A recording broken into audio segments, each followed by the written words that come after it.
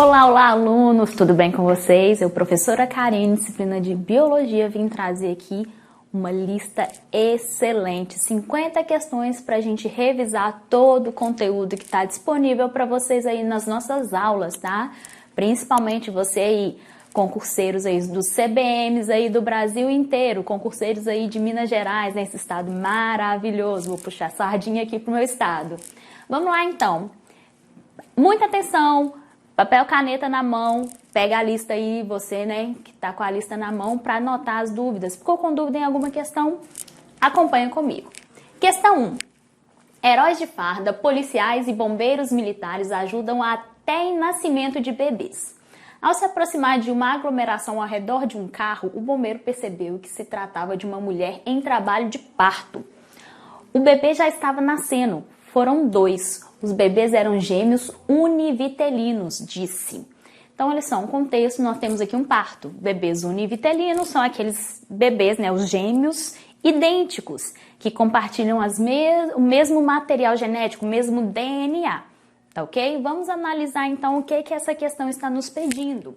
Na reprodução humana, ou seja, o que é correto afirmar na reprodução humana? A. Os gametas são formados por meio da divisão celular do tipo mitose, a partir de uma célula mãe geradora. Gente, divisão celular, vamos lá relembrar, existe a mitose e a meiose, que são as divisões do núcleo da célula, ok? Mitose gera células idênticas. Células com a mesma quantidade de cromossomos, ok? Célula N, haploide, gera célula N. Célula 2N, que é diploide, gera célula 2N, ok? Aqui, e a meiose, no caso, gera células com metade do número de cromossomos, um único conjunto.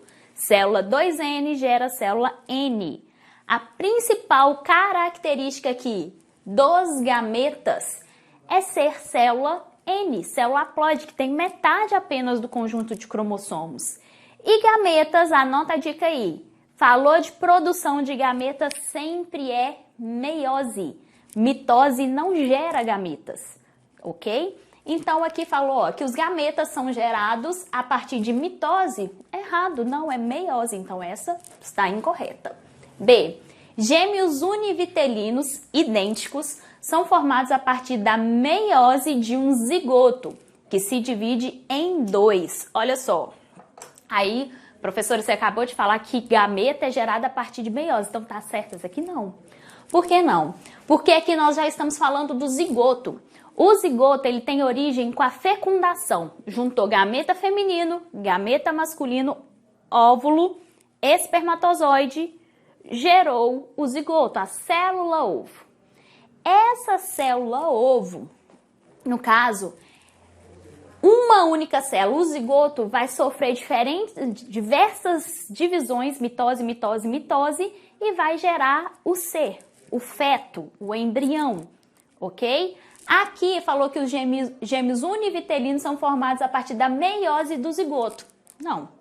Gêmeos univitelinos são formados a partir da mitose de zigoto. O zigoto se divide em 2 células idênticas e essas células, por motivos que a gente ainda não conhece, se dividem. Elas se separam. Era para ficar juntinha, dando origem a um único indivíduo, porém essas células se separam, dando origem por mitose de 2 indivíduos idênticos, ok? Então essa também está incorreta. C. Após a fecundação, o embrião se desenvolve no corpo da mãe por meio de divisões celulares do tipo mitose. Acabei de explicar isso, né?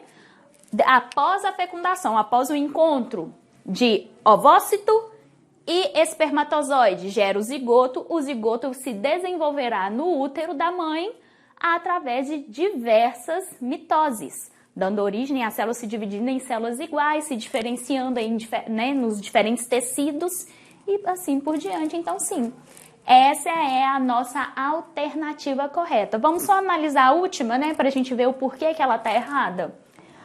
O sangue perdido pela mãe durante o parto é recuperado por meio da produção de novas células por meiose. Olha só, se eu perdi, isso acontece no processo de cicatrização em geral, de regeneração em geral. Falou que é cicatrização, crescimento, regeneração, nós estamos falando de mitose. Esses são os objetivos da mitose. Então, o sangue que a mãe perdeu durante o parto, né, as células sanguíneas que ela perdeu ali, serão repostas através da mitose e não meiose.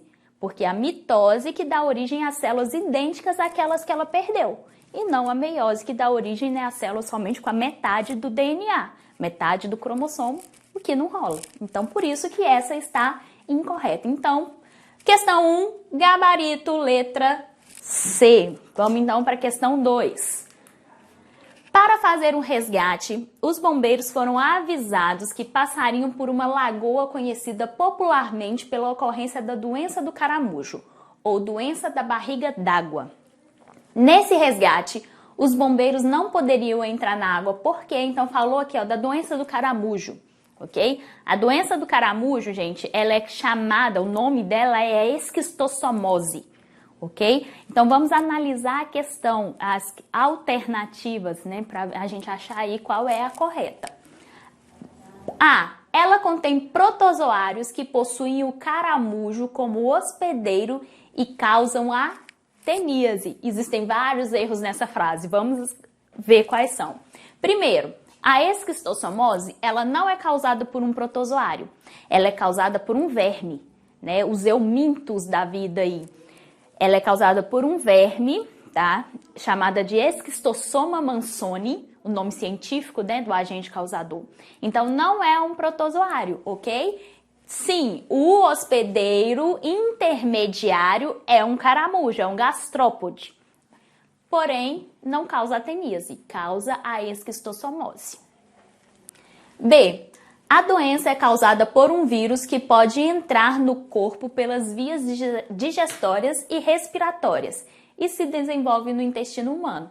Acabamos de falar, não é vírus, é um verme, é um plateuminto, né, do filo plateuminto lá dos animais. Então já está errada por aí. Outra coisa, é entrar no corpo pelas vias digestórias e respiratórias. Não, olha o contexto da questão.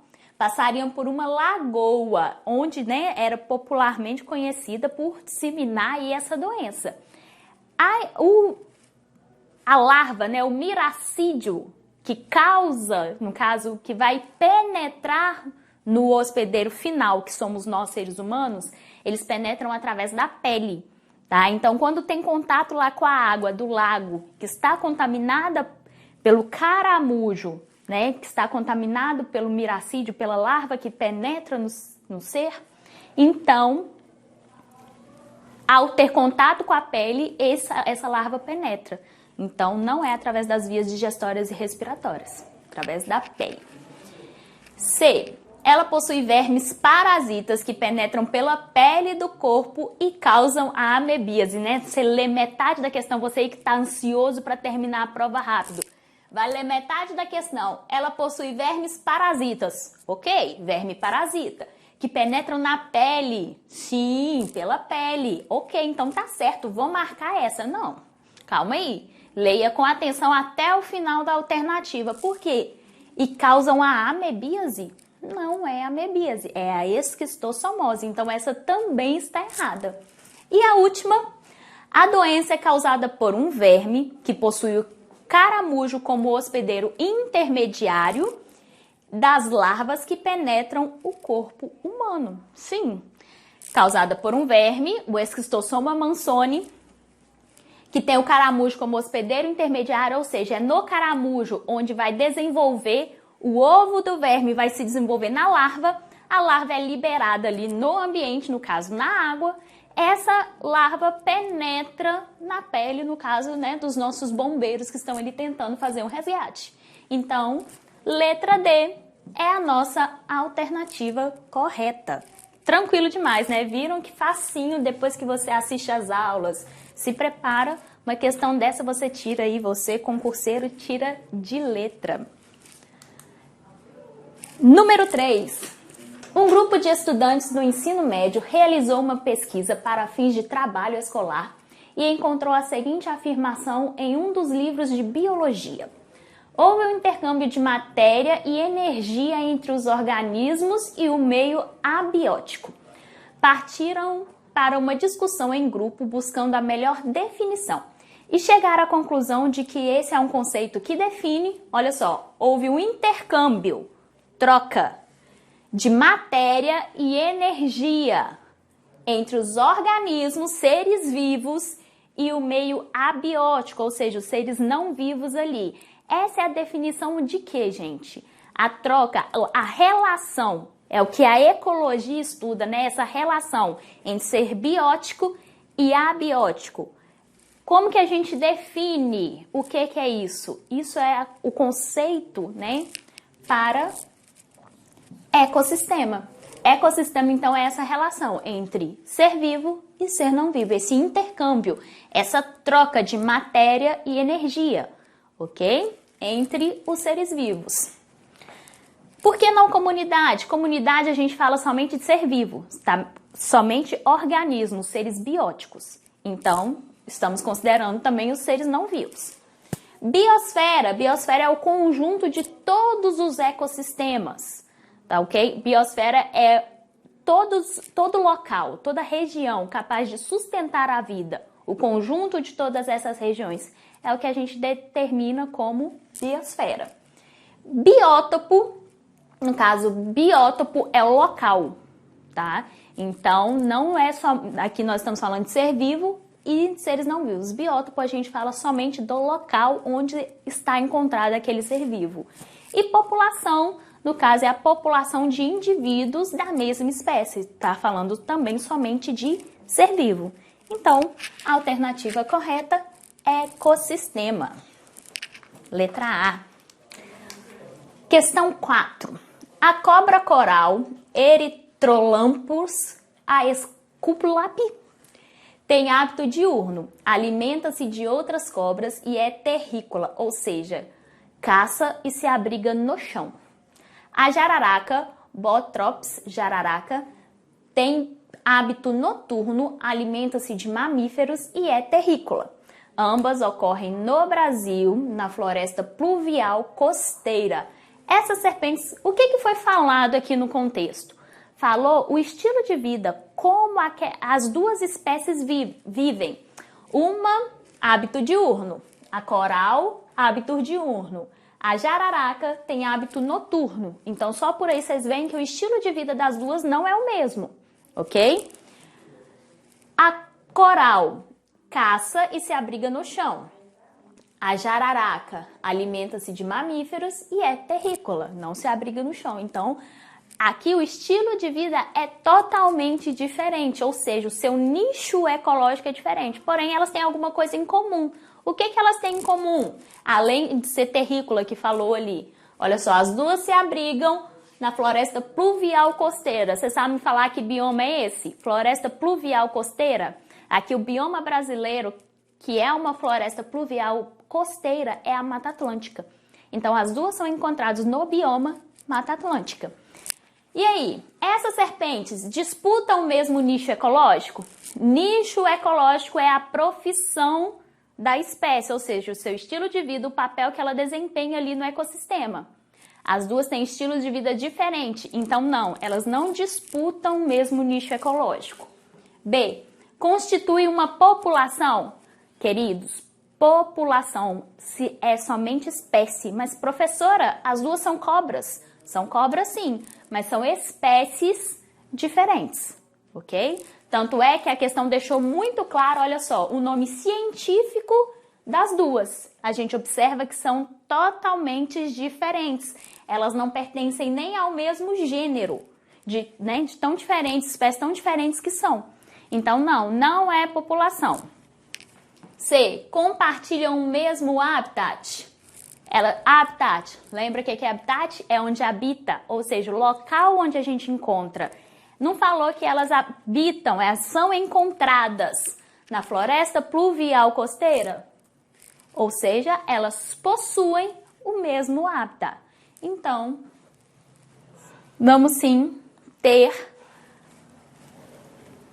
o compartilhamento do mesmo local, o compartilhamento do mesmo habitat entre essas duas espécies.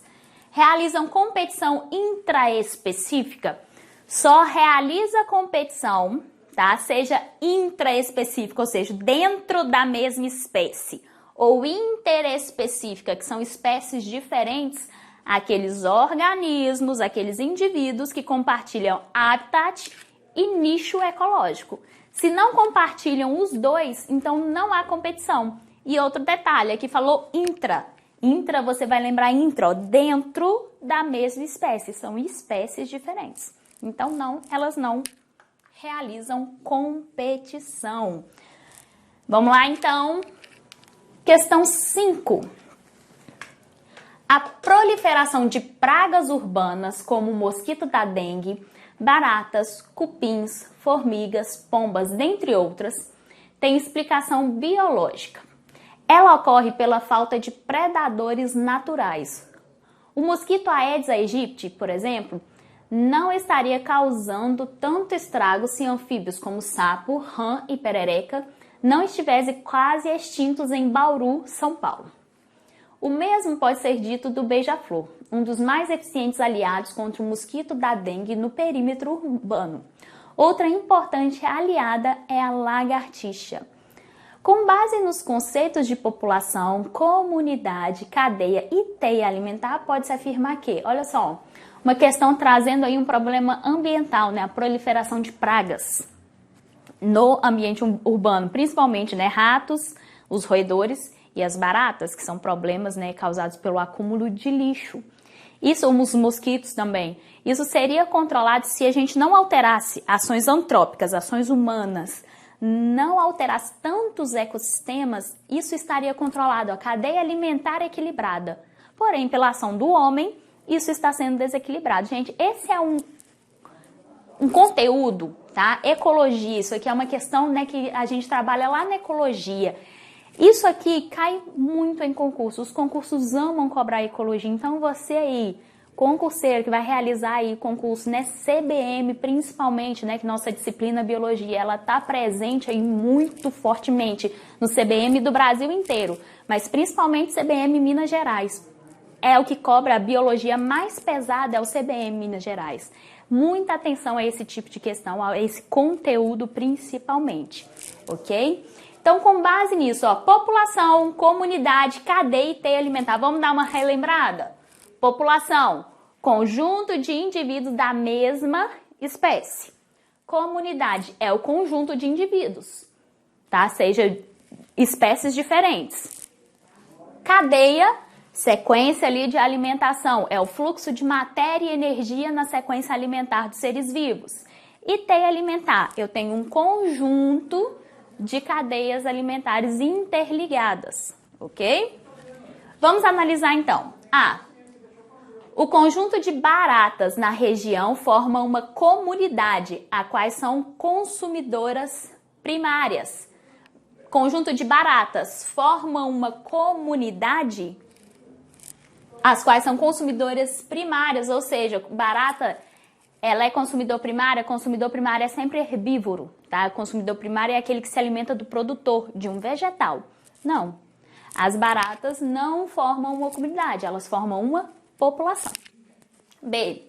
O mosquito, a rã e o beija-flor representam uma população e um exemplo de cadeia alimentar. Mosquito, uma espécie. Rã, outra espécie. Beija-flor, mais uma espécie diferente.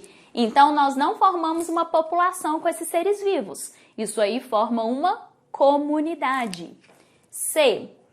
Os animais do texto podem formar uma teia alimentar, onde há transferência total de matéria e energia. Pode formar uma teia alimentar? Pode. Então, essa questão está exata? Está certíssima? Não.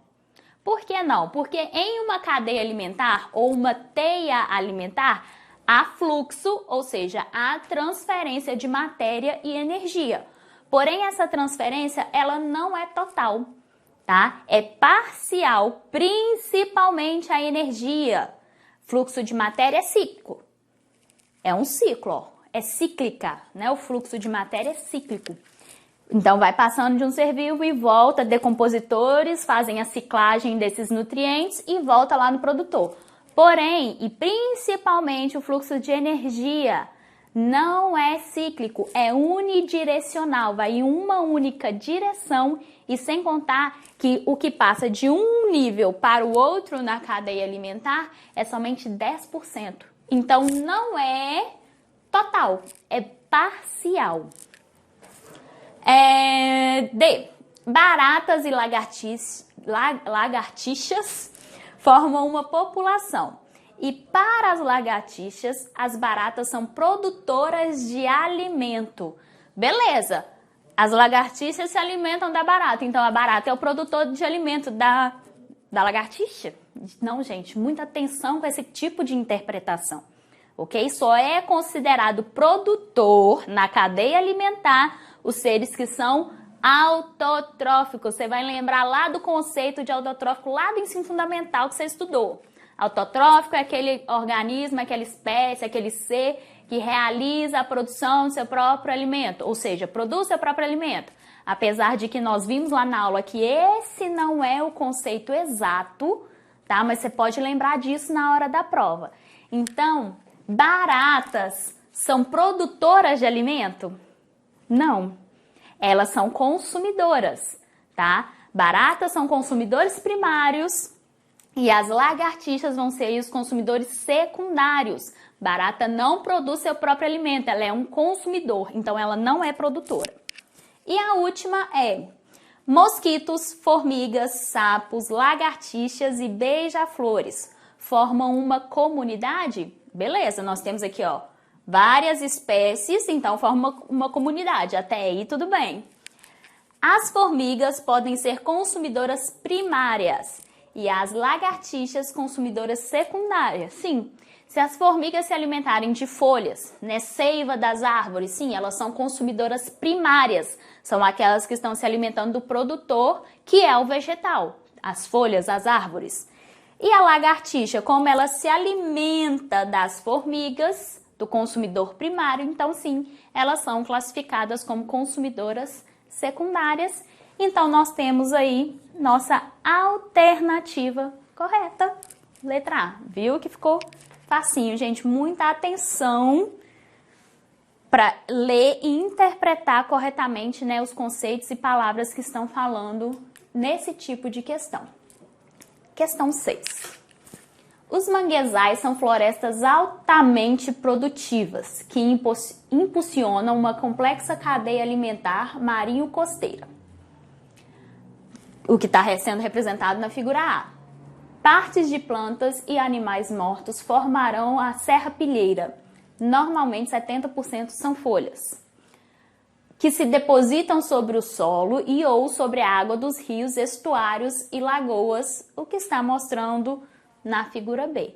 Então, tá falando aqui nesse contexto manguezal. Manguezal é o estuário brasileiro, ou seja, berçário brasileiro, é um bioma importantíssimo, né? Um ecótono, ou seja, é a transição entre dois ecossistemas, doce, água doce com água salgada ali, né? O encontro do rio com o mar e forma um ambiente propício para a formação de quê? De serrapilheira. O que é a serrapilheira? É a deposição de matéria orgânica em cima do solo, tá? Os seres, né, tanto animais como vegetais, que falou aqui que é a maior parte, né, 70%, vão sendo depositados ali e isso vai dando, né, matéria orgânica suficiente para o ecossistema, ou seja, alimento para os outros integrantes da cadeia alimentar e também a ação de decompositores vai fazendo a adubação do solo, tá? A nutrição do solo. Na primeira imagem, imagem A, está mostrando a questão da cadeia alimentar. Aqui nós temos um mangue, que é a árvore típica do manguezal. Aqui nós temos o plâncton, né? O fitoplâncton, os zooplâncton são os animais e plantas, né? As algas microscópicas que vivem ali. Peixes pequenos e os peixes maiores, formando aqui o último integrante dessa cadeia alimentar. E aqui está mostrando nesse gráfico a questão da matéria orgânica, principalmente proteína, o acúmulo de proteína nos integrantes. a serrapilheira, a deposição, né, das folhas, dos seres vivos ali, formando o que? Detrito. Ou seja, quando as folhas vão se desfazendo, vão formando detritos, ou seja, pequenos pedaços, ok? Isso aumenta o quê? A quantidade de proteína disponível no ambiente. As árvores, né, a proteína vegetal, ó, cai por quê? Porque está sendo transformado aqui. E a proteína animal vai o quê? Crescendo porque os animais, eles se alimentam dessa serrapilheira, desses detritos. Tranquilo? Para explicar a alta produtividade do ecossistema e sua importância como berçário de peixes, crustáceos e moluscos, é correto afirmar que a. Os consumidores primários e secundários são representados por peixes herbívoros. Consumidor primário e secundário são peixes herbívoros? Não, somente consumidor primário são herbívoros. Consumidor secundário não é herbívoro. Consumidor secundário é sempre carnívoro ou onívoro, né? Que é o herbívoro e carnívoro juntos, ok? Então, incorreta. B. A decomposição dos restos vegetais disponibiliza nutrientes para os consumidores primários. Olha só, quando a gente fala de decomposição, os decompositores são, né, a base ali, importantíssimo na cadeia alimentar, porque eles que vão fazer a reciclagem de nutrientes. Vão pegar a matéria orgânica, tá, depositadas aqui, e vão transformar isso em matéria inorgânica. Por que que eles realizam esse processo? Lembra que eu falei, ó, matéria é cíclica na cadeia alimentar. Então, os decompositores pegam a matéria orgânica, decompõem, transformando isso em matéria inorgânica. Essa matéria inorgânica que vai servir de base para a produção de alimento nos produtores e não nos consumidores primários. Tá? O consumidor primário vai consumir a matéria orgânica dos vegetais. C. Todos os níveis tróficos são compostos por organismos detritívoros, que se alimentam de folhas. Detritívoro é aquele que se alimenta de restos de matéria orgânica. No caso, por exemplo, as hienas são, né, se alimentam da carcaça ali, da carniça. Urubus são detritívoros, são alguns exemplos. Então, aqui falou que todos os níveis tróficos vão se alimentar, né, são detritívoros, ou seja, alimentam da serrapilheira depositada ali. Não, nós vemos aqui na imagem a cadeia alimentar. Esses primeiros aqui, ó, os consumidores primários, sim, são detritívoros, ok? Já os outros integrantes, ó, peixe se alimentando de peixe, peixe se alimentando de peixe, então não são detritívoros. D. Os organismos detritívoros são a principal fonte de alimentação para os consumidores secundários? Sim, olha só. O plâncton, no caso o plâncton, ele vai se alimentar, eles são os consumidores primários que estão se alimentando dos organismos vegetais ali. Os consumidores secundários, eles vão se alimentar dessa acúmulo de matéria orgânica. No caso, nesse ecossistema, está considerando que os consumidores secundários são onívoros, que se alimentam tanto da serrapilheira depositada ali, as folhas, tá, que formam a serrapilheira, como também dos restos de animais que formam a serrapilheira. Então, sim, nós temos aqui os organismos detritivos, são a principal fonte para os consumidores secundários, ok? E os animais de topo de cadeia, como os peixes, são importantes consumidores de tecidos mortos e suas fezes fertilizam o solo. Nós vemos aqui na imagem da cadeia alimentar que o topo aqui, ó, que são os peixes maiores, não estão se alimentando de organismos mortos, e sim de outros peixes menores que vivem ali, que estão vivos. Então, está incorreta nosso gabarito aqui, letra D. Queridos, um minutinho, vou parar para tomar uma água e volto na sequência para a gente corrigir e comentar as próximas questões.